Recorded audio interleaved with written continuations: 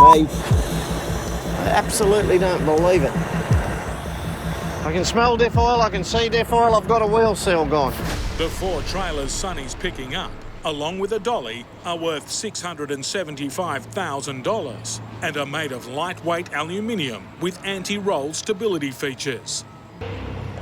One final check. That don't look good. Mechanic Josh Bates is checking for exhaust gases in the coolant. Goes green, we're in trouble. If it turns green, it indicates a blown gasket or cracked cylinder head. Either will mean an engine rebuild at a cost of over $4,000. No, it's green. Yep. So I'd say we're looking at A rebuild. Yep. A bitter blow for Sonny and the farmers in desperate need of his 67 tonnes of feed. Looks like it's going to have a motor rebuild.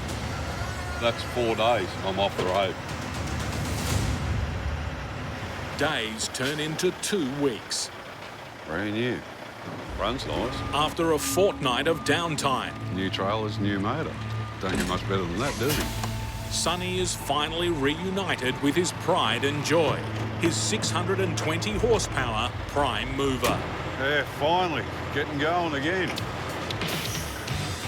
Over 300 kilometres away, in Roma, the double will become a quad, with the addition of 2 more trailers, before heading almost 2,600 kilometres to Catherine, in the Northern Territory.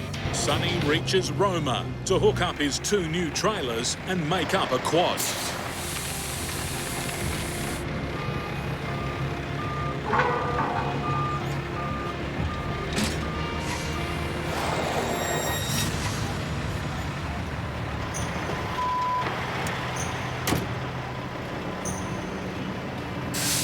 Can't get underneath them. They've just dropped in the front. Oh, the legs are all bent. If the legs can't be raised, the trailer can't be moved. Sonny's already 2 weeks behind schedule, delivering feed to farmers. He can't afford any more delays. Using the truck's hydraulics, he raises the trailer, then moves the pin back into its correct position.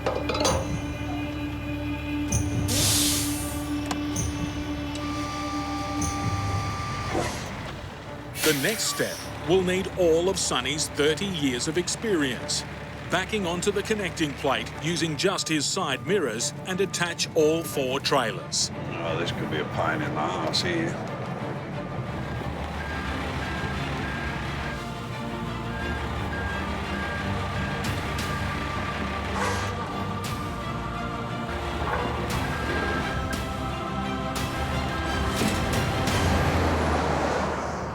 But Sonny faces a new hazard for his truck and rig. And all we're going to have to worry about tonight is kangaroos. Because the last thing I want to be doing is running over kangaroos with these new trailers. If they jump out inside here, especially this thing with all new aluminium guards all around it, yeah, they'll make a mess of them pretty quick. You run over them, their bones go through the tyres. Looking along here, along the road, there's not much hope of avoiding them. Friggin' every 50 feet there's a dead kangaroo. In Perth, Western Australia, veteran trucker Steve Graham is racing to assemble his road train before nightfall. I'm going to hook onto this trailer now. That's part of the load, the steel, the structural steel that we're taking across.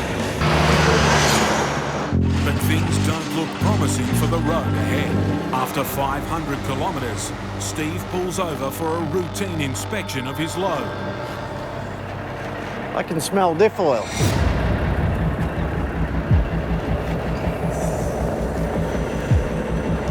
Ah, me. I absolutely don't believe it. I can smell diff oil, I can see diff oil, I've got a wheel seal gone. There's a line of oil spraying up on the bottom of the mudguard there. A wheel seal gone and this brand new diff. Blowing a seal on a drive wheel is a serious problem. I'm going to have to get to Mount Magnet, get a mechanic, get this hub off and get this sorted. It's a major blow to Steve's return to the road. There I was worried about rain, now I've got to worry about mechanical problems. I just don't believe this sometimes.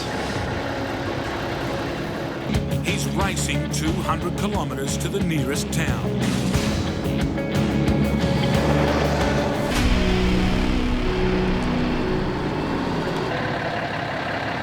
Righto, mate.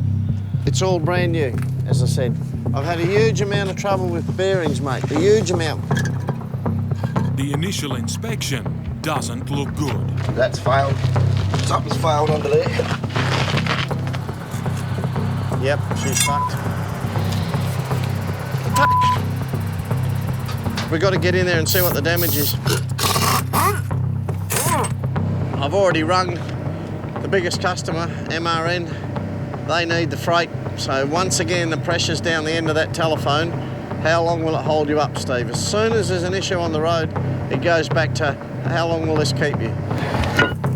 The good news is I'm not seeing a lot of shiny metal in there. That's the good news. It could be a nightmare of a nightmare and huge money, but at this point in time, fingers crossed, I'm just looking down the barrel of either a loose or a replacement bearing. Replacing a seal should be a simple fix. But we can't fix it without parts, so now we're looking for parts. Fingers crossed he's got one.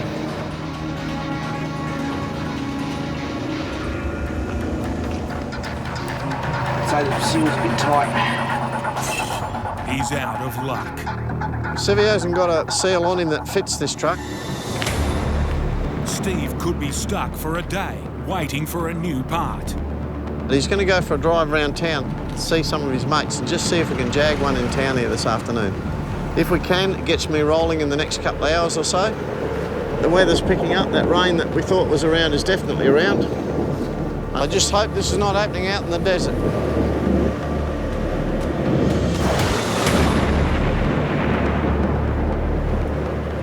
Bad news is, I've got customers complaining in Alice Springs already.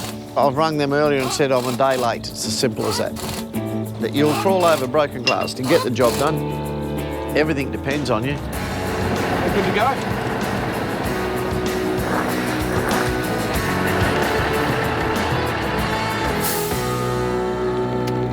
Finally, he can get rolling. It'd be nice to be sitting around a campfire tonight with a cold beer and a decent feed and not have to enjoy my evening with a mechanic fixing something on my truck. The Gib is in bad shape. And this is one of the rough spots through here. It's always rough.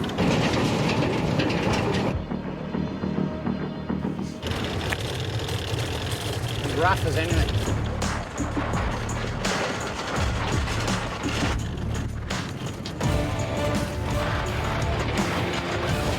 After 8 hours of this, Nick and Joe have taken a hammering. Makes you pretty weary at the end of the day, sitting on corrugations all day. The track's also taking its toll on their truck. We've just got low coolant level coming up. We must be getting low on water. Outside, it's over 40 degrees. Just a couple of bottles, hey, and I'll fill them up. And Nick and Joe's engine has a sudden first. A mystery water leak has drained 3 litres from the radiator.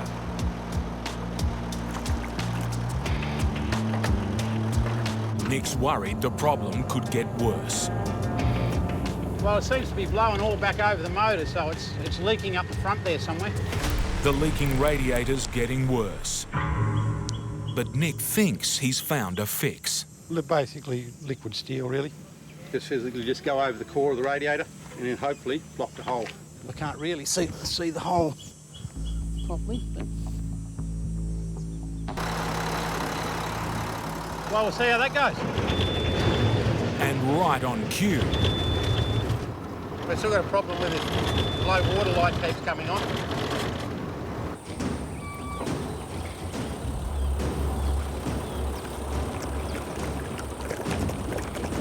this time it takes a whopping 15 litres to fill her up.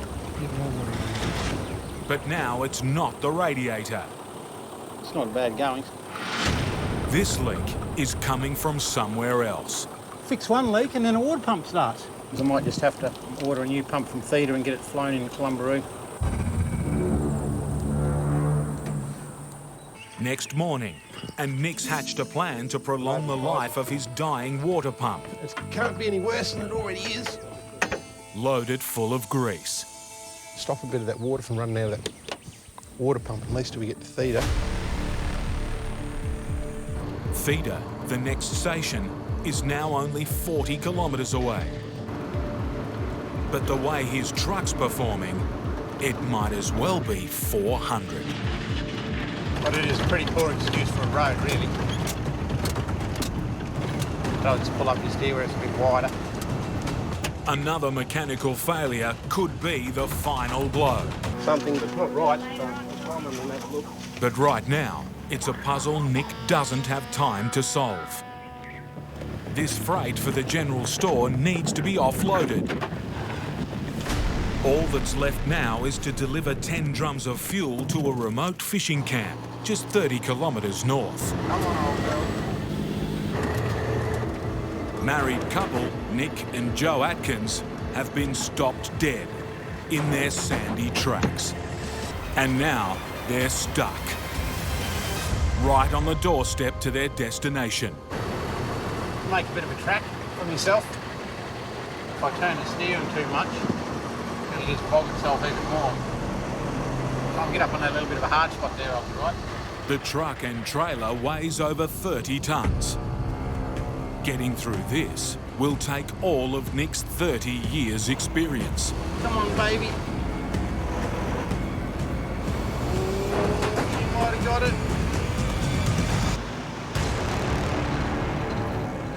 It's time to offload the last of their freight. Vital fuel for this remote camping ground. A noise from under the bonnet has got Nick worried. That's the problem. Crucial bolts holding the engine in place have broken. If they can't fix this, the whole engine could shake loose. Time to start the long road home. Rightio. We're ready to go. The last thing they wanted to hear.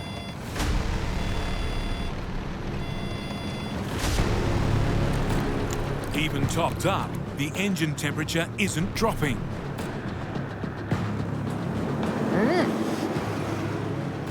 250 kilometres from the nearest mechanic, at the hottest and driest time of the year, trucking bliss has turned into trucking hell. Dirty mongrel thing. For the dry road ahead, they'll need all the water they can carry. Can only hope for the best. Come on, old girl, give us a good day. If it all goes well, just a day's drive now stands between Nick and Joe and home. Now the engine cooling temp might come on. They've only driven 3 kilometres.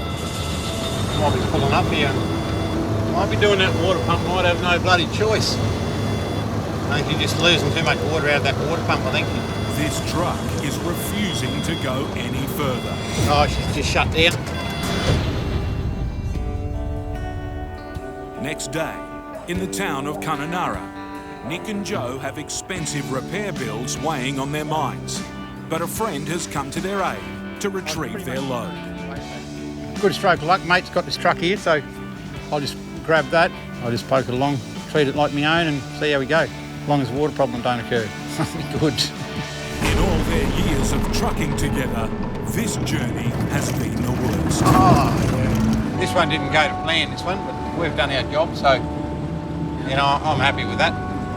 The customers should be happy, I'm happy, and now I just got to sort out my truck.